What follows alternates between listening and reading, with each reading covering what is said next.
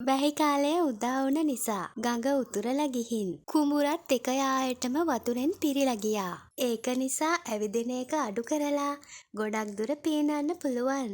ඇවිදිනවට වැඩිය පීනන එකෙන් ඉබිහාමිගේ ගමන පොඩි ඉක්මන් ගතියක් තියෙනවා. මේ විදියට පීනගෙන ඇවිත් පාරට ගොඩ වුණ ඉබිරාල ඉස්සරහට ගියේ හරිම ආසාවෙන්. වැස්ස නිසා ගස්වැල් වලට අලුත් පණක් ඇවිත් ඒ අතරින් හමාගෙන එන සුළඟ කියන්න බැරි තරම් සුවදායකයි.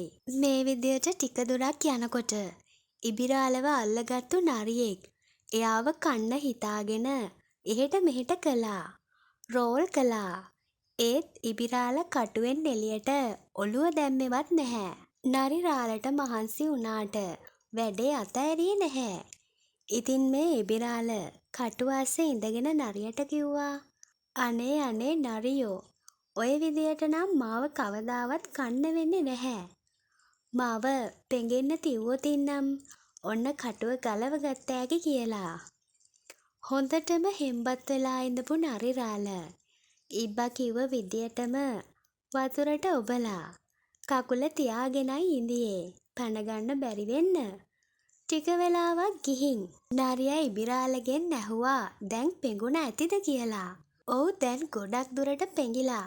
හැබැයි කකුල තියන් ඉන්න තැන නම් තාමත් පෙඟිලා නැහැ.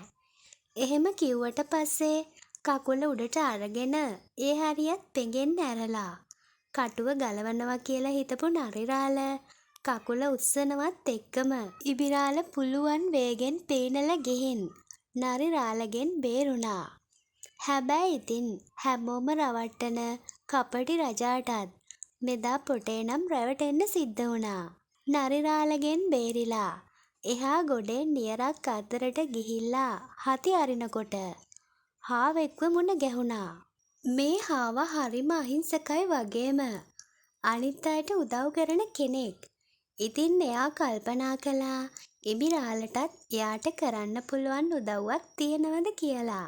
ඉතින් ඔන්න හාවට හොඳ උපායක් කල්පනා වුණා. හාවා ඉබ්බට රේස් එකක් දුවන්න කතා කළත් පරාද වෙනවා කියලා සහසුද්දෙන්ම දන්න හින්දා කැමති වුණේ නැහැ.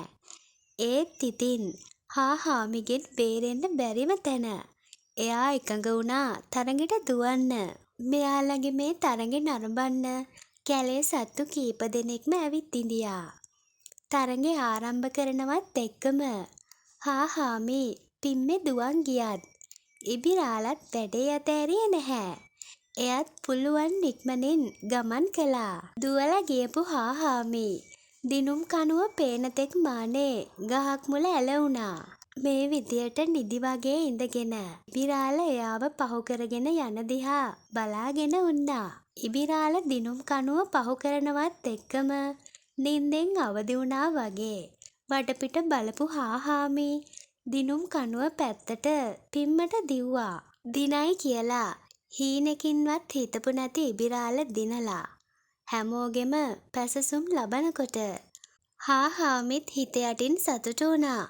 මොකද එයාට ඕන කළේ තමන් පරාද වුණත් ඉබිරාලව අගයන්න, දිරිමත් කරන්න. එතකොට හැමෝම ඒ කතාව අහලා කිසිම දෙයක් බෑ කියලා නොහිතා උත්සාහ කරන නිසා මේ සීන් එක බලාගෙන ඉඳපු ගෙම්බෙක්ට ටිකක් විතර ඉරිසියා හිතුණා.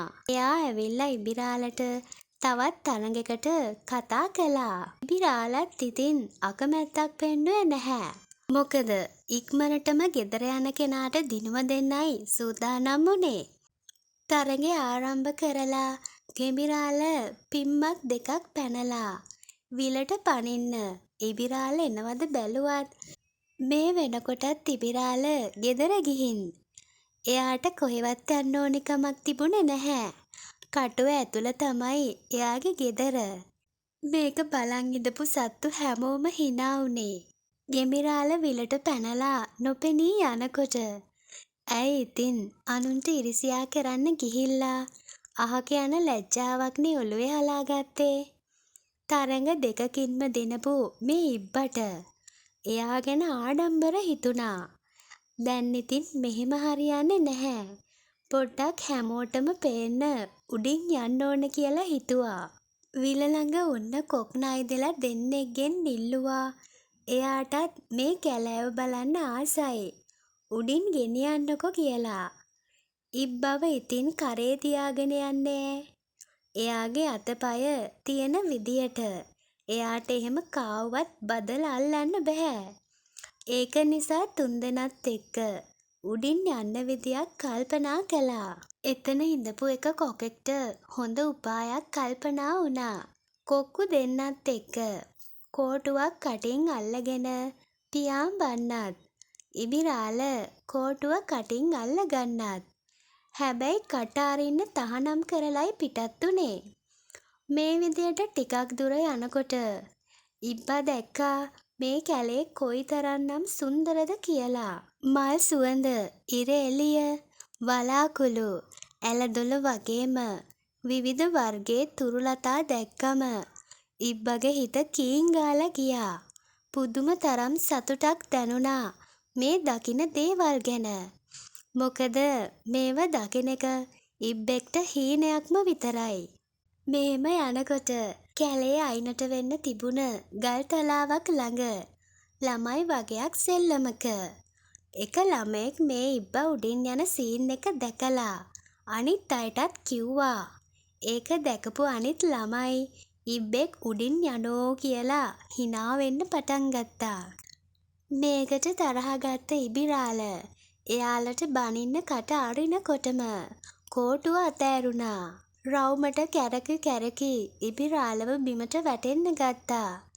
වාසනාවකට වගේ කොක් රාලට ගල් තලාවේ වදින්න ඔන්න මෙන්න තියලා ඉබිරාලගේ කකුලෙන් අල්ලගන්න පුළුවන් වුණා. නැත්නම් ඉතින් කුඩුපට්ටම් වෙලා යන එක නවත්තන්න බැරි වෙනවා. ඒත් ඉක්මනින් කේන්ති ගන්න, කඩ පරිස්සම් කරගන්න බැරි මේ ඉබිරාලව එතනින් මෙහාට අඩියක්වත් එක්කන් යන්න කොක් නයිදලා කැමති වුණේ නැහැ. වැඩක් දෙකක් පෙන්නලා උඩින් යන්න ගියා මදැයි ආයෙනම් උඩින් යන්නේ කියලා හිතාගත්ත ඉබිරාල හිමිහිට විලක් හොයාගෙන යන්න පිටත් වුණා. මේ අතරේ දවසක් අර ඉබිරාලට රැවටුණු නරිරාල කැලේ ඇවිද ඉඳියා. එයාට තරඟට දුවපු හාපංචව හමු වුණා. මේ දෙන්නට වෙන යාළුවෝ නැති එකේ පොඩ්ඩක් ආශ්‍රය කරලා බලන්න ඕන කියලා හිතුණා. දෙන්නගෙම ගෙවල් තිබුණ එක ළඟ. දවසක් හාමිට එයා අඳුනන ගමරාල කෙනෙක්ගෙන් ලබු ඇට දෙකක් ලැබුණා. හාමි එකක් පැල කරලා යාළු නරිරාලට එකක් දුන්නා. හාමි ලබු ඇටේ පැල කරලා හැමදාම වතුර දාලා සාත්තු කරලා සාර්ථක ලබු පැලයක් හිටව ගත්තා. ඒ වගේම මල් පිපිලා ගෙඩියකුත් හැදුනා. ඒත් නරිරාලට දීපු ඇටේ ලිප්පොක්කේ හිටවලා වතුර වෙනුවට සුළු දිය පහ කරපු නිසා ඒ ඇටේ ගැන කතා කරලා වැඩක් නැහැ. හාමිගේ වත්තේ තිබුණ ලබු ගෙඩිය දැකපු නරිරාලට ලබු කිරිබත් කන්න ආසාවක් ආවා. ඉතින් දෙන්නත් එක්ක කතා වෙලා ලබු කිරිබත් උයන්නයි ලෑස්තිය. දෙන්නත් එක්ක කිව්වට නරිරාල නම් උපදෙස් දිදී හිටිය මිසක් කිසි උදව්වක් කළේ නැහැ. හාමි හරිම කඩිසර කම්මැලි නැති කෙනෙක් හින්දා එයාට පුළුවන් විදියට ලබු කිරිබත හැදුවා. දැන් ඉතින් කන්නයි තියෙන්නේ. ඒත් කිරිබත තනියම කන්න හිතපු නරිරාල හාමිට කිව්වා මේ ලබු කිරිබතේ රසේ තියෙන්නේ නැට්ට නැති කැන්ද කොළවල කෑවම කියලා. ඉතින් කිරිබත් එක නිවෙන්න ඉස්සරින් කැන්ද කොළ හොයාගෙන එන්න හාව පිටත් වුණා. මේ අතරෙදී නරිරාල කිරිබත් ටික සේරම කාලා දංකුඩ විතරක් ඉතුරු වෙන්න ඇරියා. හාව කැලේ පීරලා නැට්ට නැති කැන්ද කොළ හෙව්වත් තිබුණේ නැහැ. ඉතින් අන්තිමටම නැට්ටත් එක්කම කොළ දෙකක් කඩාගෙන ආවා. ඒ එනකොට නරියා හොඳටම නිදි. කිරිබත් හට්ටියේ දංකුඩ විතරයි. නරිරාල කිව්වා හොරු වගයක් පැනලා එයාටත් හොඳටම ගහලා කිරිබත් ටිකත් කාලා ගියා කියලා. දැන් ඉතින් මොකද කරන්නේ?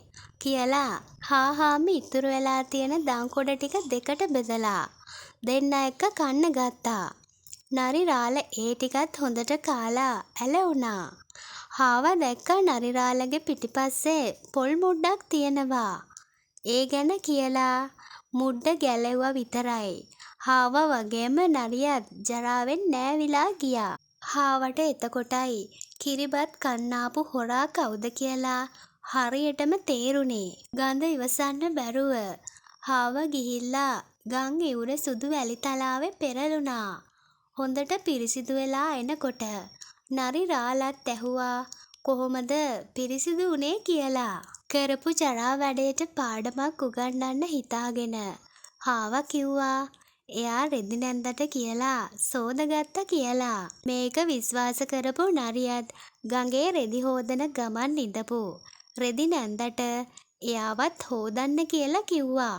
ගඳ ඉවසන්න බැරි වුණත් රෙදි නැන්දගේ වත්තට පැනලා කුකුල්ලු හොරකම් කරන් යන මේ නරියව අතටම අහු වුණ හින්දා සෝදලා දෙන්නම් කියලා එයාව අල්ලලා රෙදි අපුල්ලනවා වගේ ගලේ ගහලා මරලා දැම්මා.